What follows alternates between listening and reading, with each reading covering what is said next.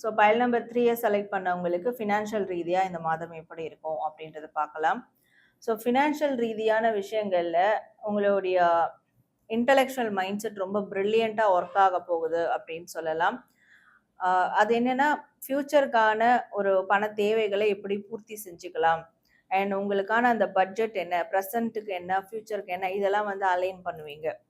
So இப்போ இருக்கக்கூடிய அந்த ஒரு வரவு செலவு உங்களுக்கு ஃப்யூச்சரில் எப்படி இருக்கும், இம்பேக்ட் கொடுக்கும், இது எல்லாமே வந்து நீங்கள் அனலைஸ் பண்ண போகிறீங்க அப்படின்னு இருக்குது.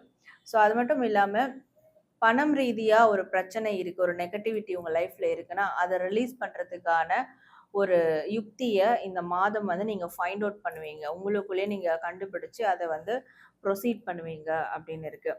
ஸோ சில ஃபினான்ஷியல் டீலிங்ஸ்லாம் வந்து ரொம்ப கஷ்டப்படாமல் சிரிச்சுக்கிட்டே அதெல்லாம் வந்து நீங்கள் டீல் பண்ணி அங்கேருந்து நீங்கள் வெளியேறுவீங்க, மூவ் ஆன் பண்ணுவீங்க அப்படின்னு இருக்குது. ஸோ உங்களுடைய கரியரை ஃபோக்கஸ் பண்ணுறது தான் உங்களுடைய ஃபினான்ஷியல் ஸ்டேட்டஸை உயர்த்தும் அப்படின்றதுல ரொம்ப தீவிரமாக நீங்கள் ஆணித்தரமாக நம்புறதுனால அதற்கான முயற்சிகள், அதற்கான ஒரு டிசிஷன்ஸை ஸ்ட்ராங்காக எடுப்பீங்க அப்படின்ற மாதிரி உங்களுக்கான ரீடிங்கில் வருது.